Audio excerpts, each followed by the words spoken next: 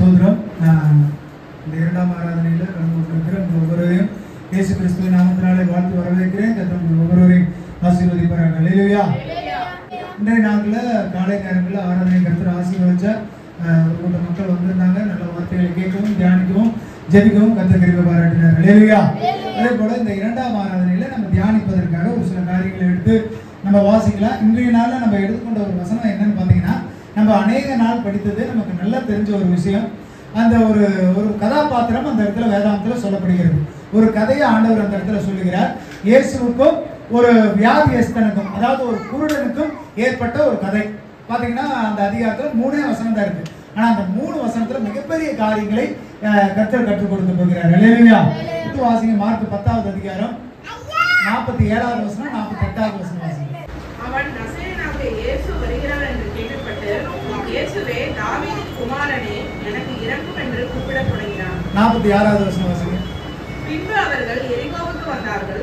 அவரும் அவருடைய சீஷர்களும் திரளான ஜனங்களும் எரிகோவை விட்டு புறப்படுகிற போது, திமேயுவின் மகனாகிய பர்திமேயு என்கிற ஒரு குருடன் வழியருகே உட்கார்ந்து பிச்சை கேட்டுக் கொண்டிருந்தான். அவன் நசரேயனாகிய இயேசு வருகிறார் என்று கேள்விப்பட்டு, இயேசுவே தாவீதின் குமாரனே எனக்கு இரங்கும் என்று கூப்பிடத் தொடங்கினான். அவன் பேசாதிருக்கும்படி அநேகர் அவனை அதட்டினார்கள். அவனோ தாவீதின் குமாரனே எனக்கு இரங்கும் என்று முன்னிலும் அதிகமாய் கூப்பிட்டான். ஆமென். அல்லேலூயா. இந்த கதையை நம்ம அநேக நேரங்களில் படிச்சிருக்கிறோம். பர்திமேயுங்கிற ஒரு குருடன். இது நம்ம நிறைய நேரங்களில் கேள்விப்பட்டிருக்கிறோம். எப்படி நம்ம கூப்பிடணும் அப்படிங்கிறதுக்கு ஒரு உதாரணம் இந்த குருடன். என்ன பண்ணா, அந்த குருடன் வந்துட்டு இயேசு வர்றாருன்னு தெரிஞ்ச உடனே ரொம்ப சத்தம் போட்டு கூப்பிடுறான். ஆண்டவரே தாவீதின் குமாரனே எனக்கு இரங்கும்னு சொல்லி எல்லாம் என்ன பண்றாங்க, தடுத்து நிறுத்துறாங்க. என்ன பண்றாங்க, நீ என்ன பண்ணாத, கத்தாத, அமைதியாருன்னு சொல்லி. ஆனா அவன் முன்னிலும் அதிக சத்தமாய் கத்தினான், கூப்பிட்டான்னு சொல்லப்படுகிறது. அல்லேலூயா. இன்னைக்கு நீங்க தெரிஞ்சு கொள்ள வேண்டிய விஷயம் என்ன தெரியுங்களா? கூப்பிடுவதை நிறுத்தக்கூடாது நீங்க. அல்லேலூயா. அது எந்த சூழ்நிலை வந்தாலும் சரி, யார் அதட்டினாலும் சரி, எப்பேற்பட்ட பிரச்சனை வந்தாலும் சரி, எது இருந்தாலும் இல்லாம இருந்தாலும் கூப்பிடுவதை நீங்க என்ன பண்ணக்கூடாது, நிறுத்தாதீர்கள். சொல்லுங்க, கூப்பிடுவதை நிறுத்தாதீர்கள். அன்னைக்கு அவங்க அந்த குருடை வந்து கூப்பிட்டதை அவங்க சத்தம் போட்டு நிறுத்தி இருந்தானா அவனுக்கு என்ன கிடைச்சிருக்காது, அன்னைக்கு பார்வை கிடைச்சிருக்காது. அல்லேலூயா. இன்னைக்கு ஒரு மிகப்பெரிய சத்தியம், இது ஒரு மிகப்பெரிய விஷயம். ஒரு கதையா இருக்குது. ஒரு குருடன்லாம் வச்சு நம்ம பேசுறோமா, பிரசங்கம் பண்றோமான்னு நினைப்பீங்க. ஆனா அந்த குருடனுடைய கதை உங்க வாழ்க்கையை இன்னைக்கு மாற்றும். அல்லேலூயா. விசுவாசிக்கிறீங்களா? அந்த குருடன் எப்படி பார்வை அடைஞ்சானோ அதே போல இன்னைக்கு நம்ம மனக்கண் திருப்பதற்கு இந்த குருடனுடைய கதை தான் நமக்கு வழிகாட்ட போகுது. அல்லேலூயா. இயேசுவுக்கும் அந்த குருடனுக்கு நடந்த ஒரு மிகப்பெரிய ஸ்டோரி. வேதாந்தத்துல எங்க போனாலும் இதை படிக்காம இருக்கவே முடியாது. அவ்வளவு ஒரு இன்ட்ரெஸ்டிங்கான ஸ்டோரி. அதுல முக்கியமான கதைகள்ல முக்கிய மைய கருத்துக்கள்லாம் என்னன்னு பாத்தீங்கன்னா, இந்த குருடன் ஒரு பிச்சைக்காரன் கிடையாது. அவனுடைய அப்பா ஒரு செல்வ சீமான். அவன் எந்த வகையிலும் பிச்சை எடுக்கணுங்கிற நிலைமை கிடையாது. பார்வை இல்லைங்கிற ஒரே காரணத்துக்காக அவன் பிச்சைக்காரனாக மாற்றப்பட்டான். அல்லேலூயா. முதலாவது. ரெண்டாவது, அவன் இயேசுகிட்ட போய் பிச்சை கேட்கல, அவன் கேட்டது சுகம் கேட்டான். அல்லேலூயா. இயேசுகிட்ட எல்லாரும் அவன் பிச்சை கேட்கறான்னு நினைச்சுக்கிட்டு இருந்தாங்க. பிச்சை கேட்கறதுக்கு தான் இயேசுவை கூப்பிடுறான் அப்படின்னு, நீ கம்முடு, அவர்கிட்டலாம் பிச்சை போட மாட்டாரு, அவர்லாம் பிச்சை கொடுக்க மாட்டாருன்னு கேட்டாங்க. ஆனா அந்த குருடனுக்கு தான் தெரியும் என்ன கேட்க போறான்னு, இயேசுவுக்கு தான் தெரியும் என்ன கொடுக்க போறான்னு சொல்லி. அல்லேலூயா. சுத்தி இருந்த யாருக்கு எதுவும் தெரியாது. சுத்தி இருந்தவங்களுக்கு தெரிஞ்சதுலாம் என்ன, அந்த குருடன் என்ன கேட்க போறான்னு தெரியும். குருடா ஒரு பிச்சைக்காரன், அவன் என்னதான் கேட்பான். அப்ப என்ன இயேசுகிட்ட கேட்பான்னு நினைச்சிருப்பாங்க. அவன் பிச்சை கேட்பான்னு நினைச்சுதான் அதட்டினாங்க. ஆனா அவன் கேட்டது பிச்சை கிடையாது. அல்லேலூயா. நிறைய நேரங்களில் நம்ம வாழ்க்கையில நிறைய போராட்டங்கள் அப்படிதான். கேட்டதையே கேட்கறேன்னு நினைச்சுட்டு இருக்கோம். ஆனா அது கிடையாது. நீங்க இன்னைக்கு மாற்றி கேட்க வேண்டிய சூழ்நிலையில் உள்ளீர்கள். அல்லேலூயா. தெரியாது. ஆனா அவன் சத்தத்தை மட்டும் நிறுத்தவே கிடையாது. அல்லேலூயா. அவனுக்கு ஏதோ ஒரு நன்மை அவனுக்கு அன்னைக்கு வந்து அடைஞ்சே தீரணும். அல்லேலூயா. அப்ப முதலாவது, கூப்பிடுவதை நீங்க என்ன பண்ணக்கூடாதுங்க, நிறுத்தக்கூடாது. அப்ப அவன் குருட வாழ்க்கையில ஒரு மிகப்பெரிய ஒரு மாற்றம் அன்னைக்கு ஏற்பட்டுச்சு. 48வது வசனம் வாசிங்க. பேசாதிருக்கும்படி அநேகர் அவனை அதட்டினார்கள். அவனோ தாவீதின் குமாரனே எனக்கு இரங்கும் என்று முன்னிலும் அதிகமாய் கூப்பிட்டான். வாசிங்க, கீழே வாசிங்க. இயேசு நின்று அவனை அழைத்து வர சொன்னார். அவர்கள் அந்த குருடனை அழைத்து, திடன் போல் எழுந்திரு, உன்னை அழைக்கிறார் என்றார்கள். உடனே அவன் தன் மேல் வஸ்திரத்தை எறிந்துவிட்டு எழுந்து இயேசுவினிடத்தில் வந்தான். ஆமென். அல்லேலூயா. அந்த சால்வைங்கிறது பிச்சைக்காரனுக்கு கொடுக்கக்கூடிய ஒரு அங்கீகாரம். அது போட்டிருந்தா தான் அவன் பிச்சை எடுக்க முடியுங்கிறது அந்த கால ரோமர்களுடைய சட்டம். அப்ப என்னாச்சு, இயேசு கூப்பிடுறார், இதுக்கு மேல என் நிலைமை மாறும் அப்படின்னு தெரிஞ்சவன் அந்த சால்வையை தூக்கி போட்டு ஓடுனான். அல்லேலூயா. இந்த கதைகள்ல ஒரு 2-3 முக்கியமான விஷயங்கள் ரொம்ப அழகா இருக்குது. நீங்க நல்லா புரிஞ்சு கொள்ளணும். இந்த 3 அதிகாரத்துல நம்ம என்னத்தை கத்துக்க போறோம்னு நினைக்கிறீங்க? ஆனா இந்த 3 அதிகாரம் தான் நம்ம வாழ்க்கையை மாற்ற முடியும். இல்லையா? இயேசு என்னத்தை பாக்குறாரு பாருங்க. இயேசு உன்னை கூப்பிடுறாருன்னு சொன்ன உடனே அவன் மேல் போட்டு சாவியை தூக்கி வீசிட்டு வந்தானா? இல்லையா? எத்தனை பேர் இன்னைக்கு அப்படி தூக்கி வீசிட்டு வரும்னு நினைக்கிறீங்க? நான் சொல்றதுக்கு ஒரு உதாரணம் கொடுக்குறேன் கேளுங்க. இன்னைக்கு வந்துட்டு உங்களுக்கு காலில் ஒரு பிரச்சனை, ஆப்ரேஷன் பண்ணியாச்சு, கையில ஒரு தடியை கொடுத்துட்டாங்க. வாழ்க்கை ஃபுல்லா அந்த தடியை பிடிச்சிட்டு நடக்கும்னு நினைப்பீங்களா? தூக்கி போட்டு நடக்கும்னு நினைப்பீங்களா? எப்படி? அந்த குருடனுக்கு அதான் ஆசை. நான் குருடனா இருக்கக்கூடாது, அந்த சாவியை தூக்கி வீசிட்டு தான் வரணுங்கிறது. இல்லையா? கூப்பிட்ட கர்த்தர்கிட்ட வரும் பொழுது உங்களுடைய பாவத்தை, உங்களுடைய கோபத்தை, உங்களுடைய சுய எண்ணத்தை, உங்களுடைய வெறுப்புகளை தூக்கிக்கிட்டே வராதிங்க. இயேசு கூப்பிட்டாருன்னா அத்தனை தூக்கி போட்டுட்டு தான் நீங்க வரணும். இல்லையா? அதையும் நீங்க கையில பிடிச்சிட்டு இருந்தீங்கன்னா உங்களால வேகமா போக முடியாது. அன்னைக்கு எத்தனையோ 1000 ஜனங்கள் இருந்தாங்க. அவர்களுக்கு முன்னாடி ஓடி போகணும், இயேசுவை நோக்கி போகணும். அவர் கூப்பிட்டாருன்னு சொன்ன அடுத்த செகண்ட் ரெடியா இருக்கணும். நீங்க பாவத்தை தூக்கிட்டு இருந்தா ஆண்டவர்கிட்ட போக முடியுமா? அதே சோகத்தோட இருந்தீங்கன்னா ஆண்டவர்கிட்ட போக முடியுமா? அதே கோபத்தோட இருந்தா ஆண்டவர்கிட்ட போக முடியுமா? எல்லாத்தையும் என்னைக்கு தூக்கி வீசுறீங்களோ அன்னைக்கு தான் உங்களுக்கு பார்வை கிடைக்கும். உங்களுக்கு ரட்சிப்பு வரணும், உங்களுக்கு பலன் வரணும், உங்களுக்கு ஆரோக்கியம் வரணும். முதல்ல உங்களை வச்சுட்டு இருக்கிற தூக்கி வீசுங்க. அந்த குருடன் தூக்கி வீசிட்டு போகணும். அவனுக்கு திரும்ப அதை தேவைப்படல. நீங்க அதையும் திரும்ப பிடிச்சிக்கிட்டு இருக்கணும். அதை பின்னாடி போய் எடுக்கணும்னு நினைக்காதீங்க. தூக்கி வீசுறத ஒரு நாள் திரும்பியா பார்க்க கூடாது. இல்லையா? இன்னைக்கு நீங்க ஒரு முடிவெடுங்க. ஒருவேளை நான் பாவம் செஞ்சுக்கிட்டு இருக்கிறேன்னா, ஒருவேளை நான் நிறைய கோவப்படுறேன்னா, ஏதாவது வாயில தவறாத வார்த்தைகளை சொல்லிடுறேன்னா, என் சிந்தனைகள் மோசமா இருக்குதா, நடக்க சரியில்லையா, நான் போகிற வழி சரியில்லை, இன்னைக்கு நீங்க தூக்கி போடுங்க. தூக்கி போட்டது ஒரு நாள் நீங்க தொடவே கூடாது. இல்லையா? ஆண்டவர் நீ தூக்கி போட்டு வா, உன்னை நான் சுகப்படுத்துறேங்கிறாரு. ஆமென். அப்ப நீங்க எப்ப தூக்கி போடுறீங்களோ அப்பதான் உங்களுக்கு சுகம். நீங்க தூக்கிட்டு இருக்கிற வரைக்கும் நீங்க இயேசுவை பார்க்கலாம், அவர் கூப்பிடுவாரு, நீங்க போனா அவர் தொடுவாரு. ஆனா சுகம் கிடைச்சதானா கிடைக்காது. காரணம் என்ன? ஒன்னும் நீங்க என்னத்தை பண்ணிட்டு இருக்கீங்க? பாரத்தை தூக்கிக்கிட்டே இருக்கீங்க. இன்னைக்கு அந்த குருடன் தூக்கி போட்ட மாதிரி தூக்கி போடுங்க. அவன் சால்வையை தூக்கி போட்டு ஓடினானா. காரணம் இனிமேல் நான் எந்த காலத்துல என்ன பண்ண மாட்டேன், திரும்ப வந்து உட்காந்து பிச்சை எடுக்க மாட்டேங்கிற உறுதியோட போனா. காரணம் என்ன? கூப்பிட்டவர் யாரு? இயேசு. இல்லையா? நிச்சயம் விடுதலை தந்தே தருவார். 100% தெரியும். நீங்க இன்னைக்கு உள்ள உட்கார்ந்து இருக்கிறீங்க, ஆண்டவர் விடுதலை தருவான்னு தெரியுமா தெரியாதா? தெரியாம தான் இங்க உட்கார்ந்து இருக்கிறீங்களா? ஆண்டவரால் எல்லாம் கூடும் தெரிஞ்சு உங்களுக்கு ஆண்டவர் விடுதலை கொடுப்பாரா மாட்டாரா? அவர் கொடுப்பது அதிக நிச்சயம். நீங்க உங்க பாரத்தை தூக்கி போட்டு ஓடியாங்க. இந்த குருடன் வாழ்க்கையில் ஒரு மிகப்பெரிய அற்புதம் நடந்தது. 52வது வசனம் வாசிங்க.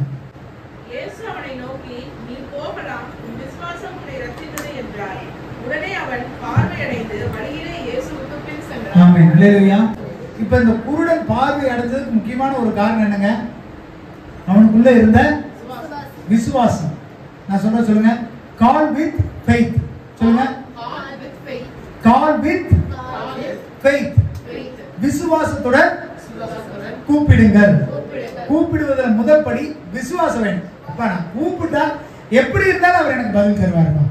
அப்படி நீங்க உங்க விசுவாசத்துல நீங்க கூப்பிட்டா தான் உங்களுக்கு பதில். அந்த பிச்சைக்காரனுக்கு, அந்த குருடனுக்கு ஆண்டவர் சொன்ன வார்த்தை வேற எதுவும் சொல்ல. ஆண்டவர் என்ன சொன்னாரு? நீ என்னை விசுவாசிச்சு, என்னை நம்பி, என்னை கூப்பிட்ட, அதனால உன்னுடைய விசுவாசமே உன்னை என்ன பண்ணுச்சு? நீங்க சுகமடையணும், நீங்க பலப்படணும், உங்களுக்கு ஆரோக்கியம் வரணும், நீங்க நல்லா வாழணும். முதலாவது உங்களுக்கு என்ன இருக்கணும்? விசுவாசம் தான் உங்க ரட்சிப்புக்கு முதல் படி. இல்லையா? இயேசு பக்கத்துல போறதுக்கே உங்களுக்கு என்னதான் வேணும்? முதல் படி விசுவாசம். அல்லேலூயா. விசுவாசம் உள்ள ஜெபம் பிணியாளியை ரட்சிக்கும். நீங்க விசுவாசத்தோட ஆண்டவர் நோக்கி இயேசுவே நீங்க ஒரு வார்த்தை கூப்பிட்டீங்கன்னா அந்த குருடன் பார்வை அடைஞ்ச போல நம்மளும் பார்வை அடைய முடியும். அல்லேலூயா. கர்த்தர் அதைத்தான் கேட்கிறார். முதலாவது கூப்பிடுங்க. கூப்பிடுறத நிறுத்தாதீங்க. விசுவாசத்தோட கூப்பிட்டு பழகுங்க. அல்லேலூயா. சும்மா ஏனாதானு எங்கேயோ ஊதுற சங்கு மாதிரி ஊதிட்டு இருக்க கூடாது. நம்ம கூப்பிட்டா திரும்ப பதில் வரணும். அப்ப இரண்டாவது, முதலாவது விசுவாசத்தோட கூப்பிடுங்க. இரண்டாவது யாரை கூப்பிடுறன்னு தெரிஞ்சு கூப்பிடுங்க. அல்லேலூயா. சொல்லுங்க. இரண்டாவது யாரை கூப்பிடுவது என்பதை தெரிந்து கூப்பிடுங்க. வாசிங்க ஒரு அதிகாரத்தை. 1 ராஜாக்கள் 18வது அதிகாரம் 26வது வசனம் வாசிங்க. தங்களுக்கு கொடுக்கப்பட்ட காளையை அவர்கள் வாங்கி அதை ஆயத்தம் பண்ணி, பாகாலே எங்களுக்கு உத்தரவு அருளும் என்று காலை தொடங்கி மத்தியானம் மட்டும் பாகாலின் நாமத்தை சொல்லி கூப்பிட்டார்கள். ஆனாலும் ஒரு சத்தமும் திறக்கவில்லை. மறு உத்தரவு கொடுப்பாரும் இல்லை. அவர்கள் கட்டின பலிபீடத்துக்கு எதிரே குதித்து ஆடினார்கள். மத்தியான வேளையிலே எலியா அவர்களை பரியாசம் பண்ணி, உரத்த சத்தமாய் கூப்பிடுங்கள், அவன் தேவனாமே, அவன் தியானத்தில் இருப்பான் அல்லது அலுவலாய் இருப்பான், அல்லது பிரயாணம் போயிருப்பான், அல்லது தூங்கினாலும் தூங்குவான், அவனை எழுப்ப வேண்டியதாகும் என்றான். அவர்கள் உரத்த சத்தமாய் கூப்பிட்டு தங்கள் வழக்கத்தின்படி ரத்தம் தங்கள் மேல் வடியும் மட்டும் கத்திகளாலும் ஈட்டிகளாலும் தங்களை கீறிக் கொண்டார்கள். மத்தியான வேலை சென்ற பின்பு அந்தி பலி செலுத்தும் நேரம் மட்டாக சந்தனம் சொல்லிக் கொண்டிருந்தார்கள். ஆனாலும் ஒரு சத்தமும் பிறக்கவில்லை. அல்லேலூயா. மறு உத்தரவு கொடுப்பாரும் இல்லை, கவனிப்பாரும் இல்லையா. அல்லேலூயா. ரெண்டாவது, நீங்க கூப்பிடுறது யாரை நோக்கி கூப்பிடுறீங்கன்னு தெரியும். யாருன்னே தெரியாம நம்ம கத்துறதுக்கு பதிலே வராத ஒரு இடத்துல போய் கத்திக்கிட்டே இருந்தீங்கன்னா என்னங்க? ஒரு பழமொழி சொல்லுவாங்களே, சூரியனை பார்த்து நாய் உடைச்சா யாருக்கு கேடு? நாய்க்கு தான் கேடுப்பாங்க. அதுக்கு என்ன ஒண்ணு இல்லைன்னு. அப்ப ரெண்டாவது, கூப்பிடுவது யாரை நோக்கி கூப்பிடுறது? இந்த கதை உங்களுக்கு தெரியும் இல்லைங்களா? எலியாவுக்கும் ஒரு பாகால் தீர்க்கதரிசிக்கு ஒரு போட்டி நடக்குது. இப்ப என்ன நடந்துன்னு பாத்தீங்கன்னா, அவர் சொல்றாரு, நீ ஒரு காளை வேண்டிக்கொள், அதை பலி செலுத்து. எந்த கடவுள் இறங்கி அக்னியில பதில் சொல்லுதோ அவரே கடவுள். நீங்க ஒரு காளை எடுங்க, நீங்க வந்துட்டு எந்த எப்படி கூப்பிடணுமோ கூப்பிட்டுங்க. நீங்க கூப்பிட்டு உங்க கடவுளை இறக்கி அக்னியில இறக்கி அந்த காளை பற்றிக்கணும். அதே போல நான் ஒரு காளை தேர்ந்தெடுத்துக்கிறேன், அக்னியால பதில் அளிப்பதே உண்மையான கடவுள்ங்கிறத ஒரு போட்டி. அல்லேலூயா. இப்ப முதல் சாய்ஸ் எலியா யாருக்கு கொடுத்துட்டாரு? பாகால் தீர்க்கதரிசிக்கு கொடுத்துட்டாங்க. காலையில இருந்து கத்துறாங்க, தங்களை அடிச்சுக்கிறாங்க, கீறிக்கிறாங்க, ரத்தம் ஒழுகுது. அந்த வார்த்தை நல்லா சொல்லுது பாருங்க, மத்தியானம் ஆகி சாயந்தரம் ஆகி கவனிக்க கூட யாரும் இல்லையா. அல்லேலூயா. நீங்க கூப்பிடுகிறது வீடும் விருதாமமா போயிடக்கூடாது. யாரை நோக்கி கூப்பிடுறீங்கிறத முதலாவது தெரிஞ்சுக்கொள்ளுங்க. இயேசு எவ்வளவு தூரத்துல போனாலும் நின்று அந்த குருடனை திரும்பி பார்த்தாரு. அல்லேலூயா. அப்படி திரும்பி பார்க்கிற கடவுளை நீங்க வேண்டிக்கிட்டு இன்னும் நீங்க கூப்பிடுற சொத்து அவருக்கே போலீங்கன்னா அப்ப நீங்க தப்பான ஏதோ ஒரு காரியத்தை செய்து கொண்டு இருக்கிறீங்க. அவருடைய செவிக்கு நீங்க போகாத அளவுக்கு உங்களுடைய ஜெபத்தை சத்துரு தடை பண்ணிக்கிட்டு இருக்கிறோம்.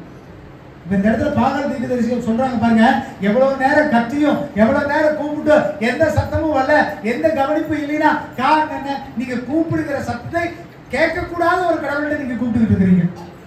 ஒரு சில நேரம் மனுஷன் காதை அடிச்சுக்குவான், அவன் என்ன கூப்பிட்டாலும் தலையை திருப்பியே பார்க்க மாட்டான். ஏன்? அவன் போனா பணம் கேட்பான், இல்லைன்னா நச்சரிப்பான், இல்லைன்னா தொந்தரவு பண்ணுவான், அவன் காதை அடிச்சுட்டு போயிடுவான். நம்ம கருத்து ஒரு நாள் அப்படி போகிறவரே கிடையாது. இல்லையா? தாவீதின் குமாரனே எனக்கு இறங்கும்னு சொன்ன உடனே எவ்வளவு கூட்டத்துக்குள்ள போனாலும் திரும்பி நின்று பார்த்து இங்க வான்னு கூப்பிட்டாரு. இல்லையா? உங்களை இன்னைக்கு கூப்பிடுறதா அவர் விருப்பப்படுகிறார். ஆமென்.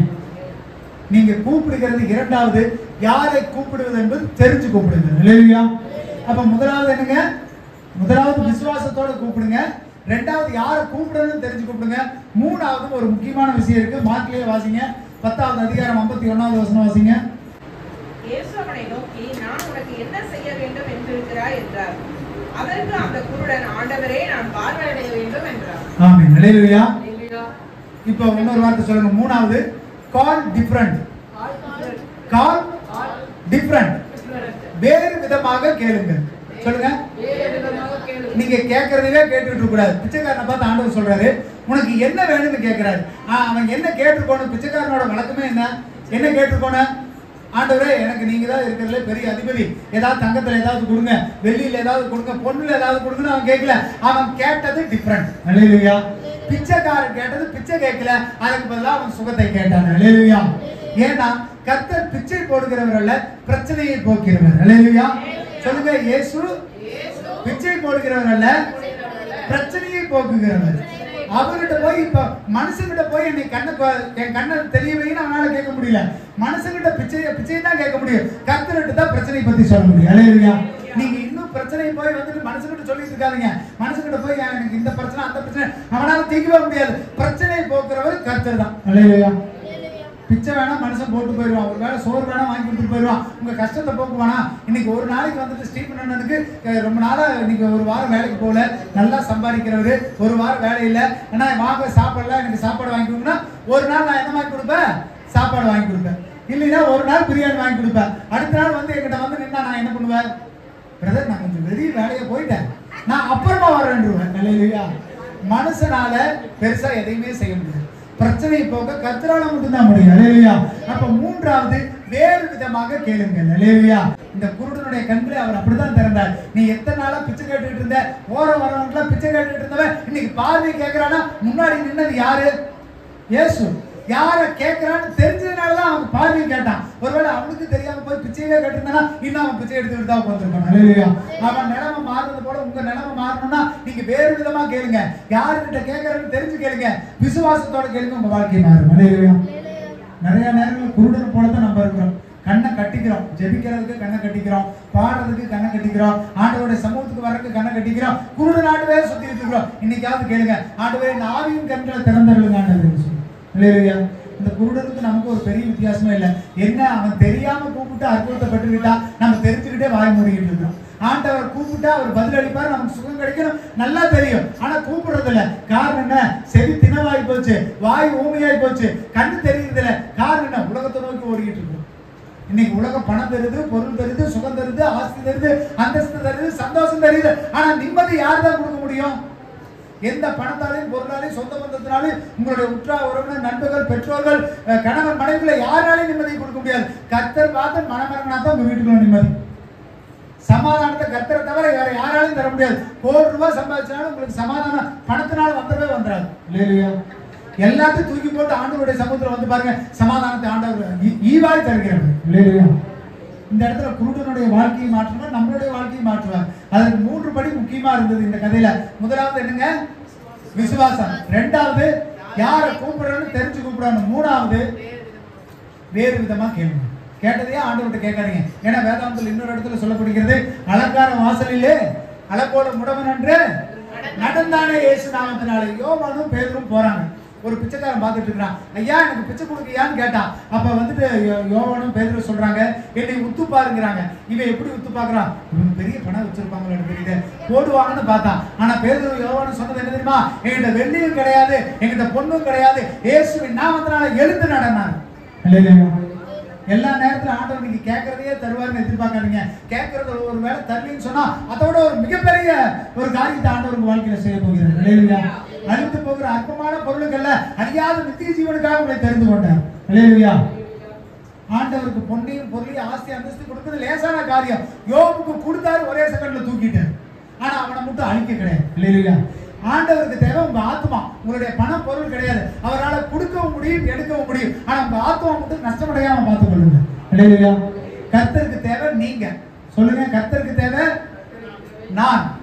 உங்களை தான் ஆண்டவர் எதிர்பார்க்கிறார். நீங்க வாயை திறந்து கூப்பிடுன்னு எதிர்பார்க்கிறார். ஒரு வார்த்தை நீங்க ஆண்டவரே கூப்பிட்டீங்கன்னா உங்களுக்கு இறங்கி மனதுருகி உங்க பக்கத்துல வந்து உங்களை தொட்டு உங்களை தேற்றுகிற கர்த்தரா இருக்கிறார். அல்லேலூயா.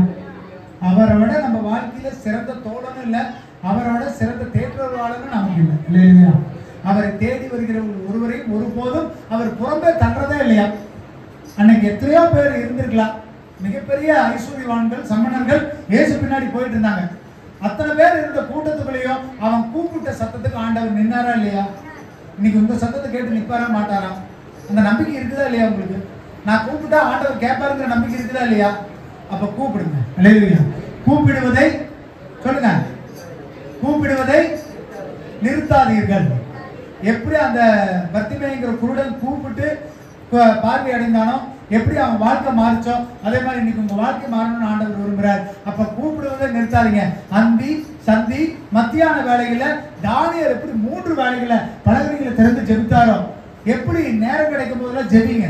நேரம் கிடைக்கும் போதெல்லாம் ஆண்டவர் கூப்பிடுங்க. நான் போய் உட்காந்து ஜெபம் பண்ணணுங்கிறத காட்டிலும் வாயை திறந்து எந்த சூழ்நிலையிலையும் அவர் கூப்பிட்டு பழங்க. கூப்பிடுகிற நேரத்துல எல்லாம் அவர் இறங்கி வந்து உங்களுக்கு மறு உத்தரவு அருளுகிறவராக இருக்கிறார். அல்லேலூயா. அப்ப இந்த கதை நம்ம வாழ்க்கையை மாற்றணும். அல்லேலூயா. நிறைய நேரங்கள் இந்த கதையை படிச்சிருக்கிறோம். ஆனா இந்த கதைக்குள்ள இருக்கிற 3 முக்கியமான விஷயம் நிச்சயம் நம்ம வாழ்க்கையில் நடந்தே தீரணும். எத்தனையோ நேரங்களை படிச்சிருக்கிறோம். இதை கடைபிடிக்கிறதுல இன்னைக்கு கடைபிடிங்க. விசுவாசமா இருங்க. கூப்பிடும் பொழுது வாயிலிருந்து ஒரு வார்த்தை வந்துருச்சுன்னா அது விசுவாசத்தோட தான் வரணும். அந்த விசுவாசம் தான் உங்களை என்ன பண்ணுங்க சொல்லுங்க, ரட்சிக்கும். முதல் படியே விசுவாசம்.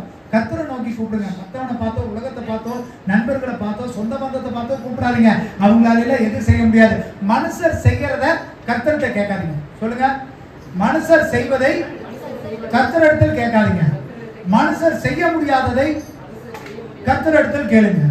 பார்வையை மனுஷன் கொடுத்திருக்க முடியுமா? கர்த்தர் தான் கொடுத்திருக்க முடியும். அப்ப மனுஷன் எதெல்லாம் செய்வான்னு நீங்க நினைக்கிறீங்களோ அதை கர்த்தர்கிட்ட கேட்காதீங்க. உதாரணம் சொல்லுங்க பார்க்கலாம். அப்படின்னா என்ன? மனுஷனால செய்ய முடிஞ்சதை கர்த்தர்கிட்ட கேட்காதீங்கன்னா என்ன உதாரணம் சொல்லுங்க.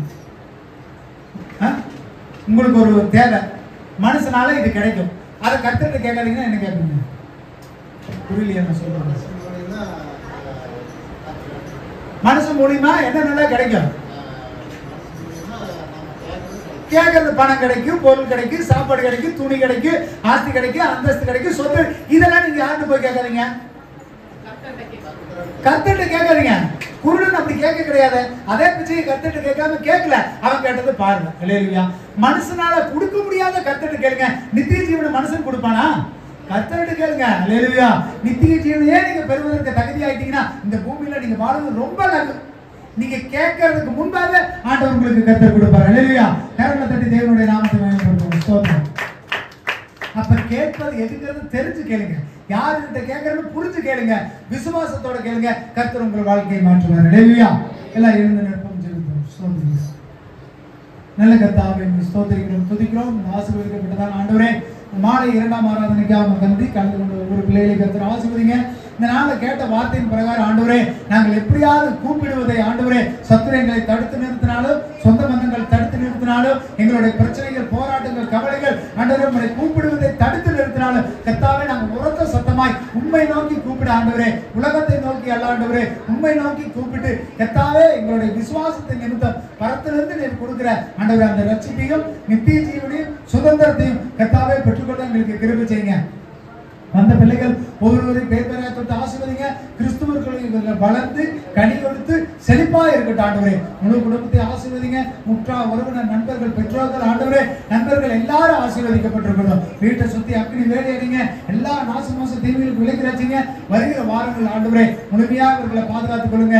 என்ன வேலைகள் இருக்குதோ, என்ன தேவைகள் இருக்கோ, என்ன காரியங்கள் இருக்கோ முழுமையாக சந்தித்தருங்க ஆண்டவரே. தேவ சமாதானம், அன்பு, தயவு, கிருபை ஒவ்வொருவரையும் சூழ்ந்து வழி நடத்தட்டும். சமாதானமாய் இவர்கள் செல்லட்டும் ஆண்டவரே. தேவைகளை வாய்க்க பண்ணுங்க, வழி நடத்துங்க, பாதுகாத்துக் கொள்ளுங்க, ஆசீர்வதிங்க, பொறுப்படுத்திக் கொள்ளுங்க. இயேசுவின் மூலம் ஜெபிக்கிறோம் நல்ல பிதாவே.